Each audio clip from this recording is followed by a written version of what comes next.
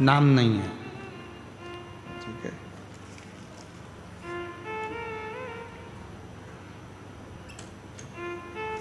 इसमें नाम नहीं है, पर 18 प्रश्न हैं। जिनने भी लिखे होंगे वो बैठे होंगे, मैं उनको नमन करना चाहता हूँ। अगर कहीं बैठे हों तो उनको प्रणाम करता हूँ। कहीं पर बैठे हों तो हाथ हिला सकते हैं। 18 प्रश्न, और सभी प्रश्न बहुत सुंदर है। उसमें वो संकोच ना करें कि हमने पत्र लिख दिया है और गुरुजी उस पत्र पर कुछ बोलेंगे। ना ना, आपको प्रणाम है, आपके प्रश्न बहुत अच्छा है। उसमें एक प्रश्न आपने लिखा है, जब आयु 100 वर्ष की है, पत्र एलईडी पर दिख रहा है क्या? अच्छा, आप लोग एलईडी पर पत्र का प्रश्न नंबर है 4।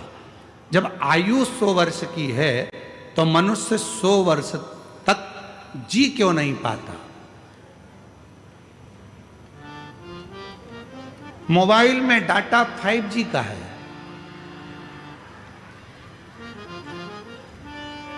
अब चाहो तो तुम उसे 2 घंटे में खर्च कर दो, और चाहो तो पूरा 24 घंटा चला लो।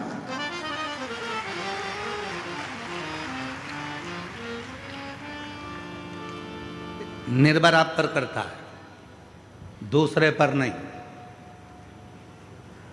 भगवान ने थोड़ी ना कहा था कि मोटरसाइकिल इतनी तेज चला, इतनी तेज चला, इतनी तेज चला ने बुड़ बुड़ बुड़ बुड़ बुड़ बुड़ और वो बुड़ जा। भगवान ने तो पूरी दी है।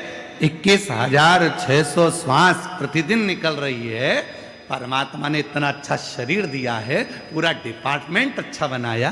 2 नेत्र दिए, नासिका दी, दंत दिए, हाथ दिए, पांव दिए, बुद्धि दी, सोचने के लिए अक्ल दी। उसके बाद भी तुझको मालूम है, रोज पुलिस वाले कहते हैं सीट बेल्ट लगा के रखो, हेलमेट लगा के रखो, और अगर वो रोक लेते हैं तो पुलिस वालों को बदनाम कर देते हो। उन्होंने तुम्हारी रसीद काट दी। फोन लगाते हो, मामा जी तुम हमारी इतने बड़े रिश्तेदार हो, तुम इतनी बड़ी पहुंच पे हो, और देखो जरा हमारा रसीद काट दिया, हेलमेट नहीं लगाया, हमारा रसीद काट दिया। पुलिस वाले का क्या जा रहा है? वो हेलमेट की रसीद इसलिए काट रहा है कि अगली बार तुझे सबक मिल जाए और हेलमेट लगा ले। और याद रखना, अभी तो छुड़ा देंगे पुलिस वाले से तेरे मामा, पर ऊपर एक और मामा बैठा है ना, जिस दिन पाड़ा लेके आएगा ना, निपटा के लेके चले जाएगा। फिर मत कहना कि कोई मामा साथ आएगा।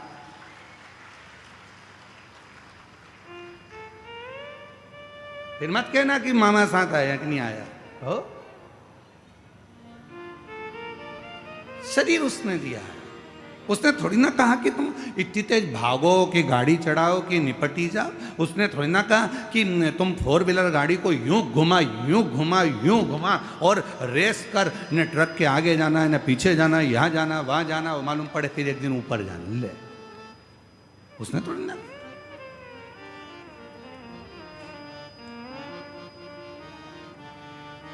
चौथे नंबर का प्रश्न है, जब आयु 100 वर्ष की है तो मनुष्य 100 वर्ष तक जी क्यों नहीं पाता? जी रहा है, कुछ लोग तो बड़ी आराम से जी रहा है, ऐसा भी नहीं है कि नहीं जी रहा।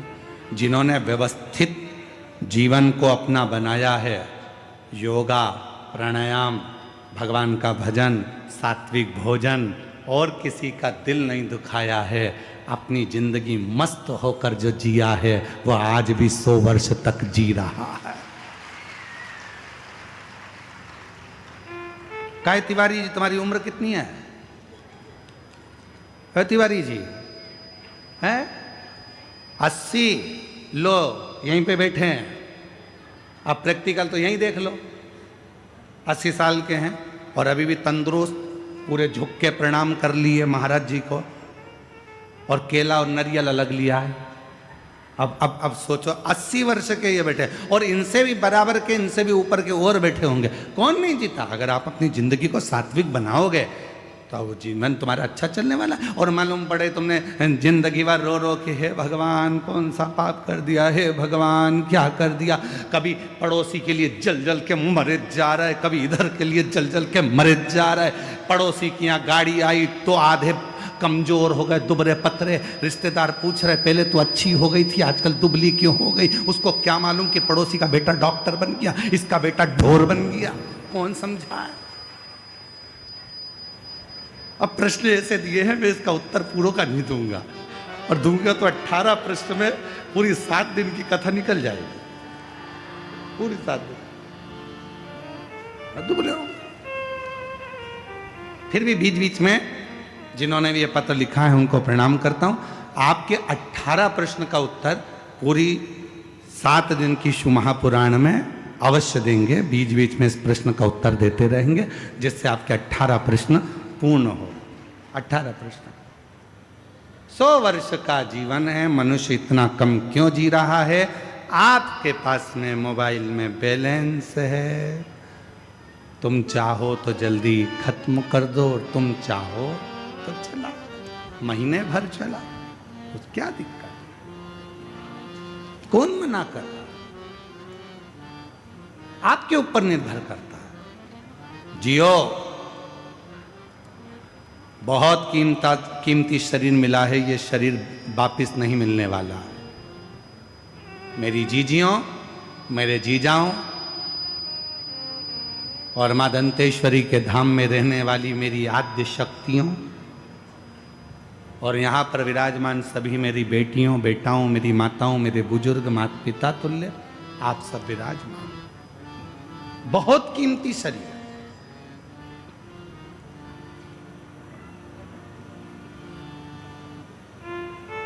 अब इस मन को आप चाहे भजन में लगा दो, चाहे आप भोजन में लगा दो। कितनी संपत्ति आपके पास में है वो मायने नहीं रखती है, वो जरूरी नहीं है।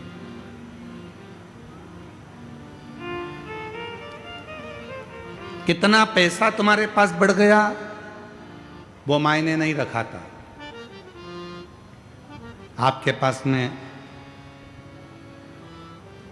कितनी प्रतिष्ठा है, कितनी इज्जत है, कितना वैभव है, कितना धन है, कितनी संपत्ति है, कितनी जमीन है, कितने तुम्हारे पास में वैभव है, कितनी गाड़ियां हैं, कितना धन है, कितनी संपत्ति है, वो मायने नहीं रखाता है। शिव महापुराण की कथा कहती है सबसे ज्यादा मायना रखाता है संपत्ति हो चाहे ना हो, गाड़ी हो चाहे ना हो, वैभव हो चाहे ना हो, चाहे तुम्हारे पास में जमीन हो चाहे ना हो, पर जिस जगह पर रह रहे हो और जिस अवस्था में रह रहे हो तुम्हारे चेहरे पर स्माइल होना जरूरी है। बाकी के कुछ है कि नहीं है उससे मतलब कोई मतलब। तुम कितने, हमने कई लोगों को देखा, अभी एक हमने अखबार में पढ़ा था कुछ दिन पहले कि एक बड़े सारे संत ने खुद को मार लिया, सुसाइड कर लिया। क्यों? कारण क्या है? वैभव है, धन है, दौलत है, संपत्ति है, सत्ता है, सब कुछ है, पर व्यक्ति अंदर से खुश नहीं है।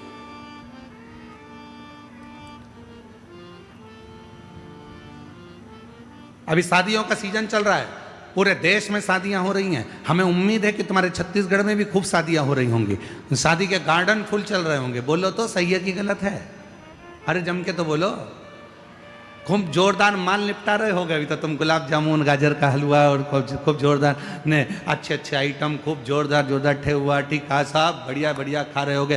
पानी पतासा, छम्मक, लड्डू सब निपटा रहे होगे। शादियों का सीजन चल रहा है। लड़की को विदा करते हैं तो बेचारे दूल्हे से बार बार आकर कहते हैं हमारी बेटी को खुश रखना, हमारी बेटी को खुश रखना, हमारी बेटी को खुश रखना। फिर बच्चा भी हो जाए तो लोग कहने लगते हैं बेटी और बच्चे को खुश रखना, बेटी को खुश रखना।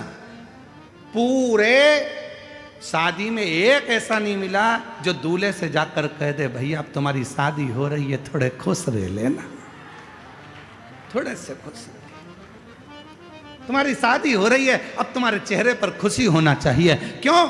पत्नी को जब खुश रख सकते हो जब तुम खुश रहोगे, बच्चों को तब खुश रख सकते हो जब तुम खुश रहोगे, और माता पिता को जब खुश रख सकते हो जब तुम खुश होगे। मालूम पड़े खुद का मुंह भगोने जैसा हो गया शादी के बाद, ऐसे हो गए जैसे बिना मांझा हुआ तवा। कितना ही मांझ लो उसको हमेशा काला की काला ही रहता है।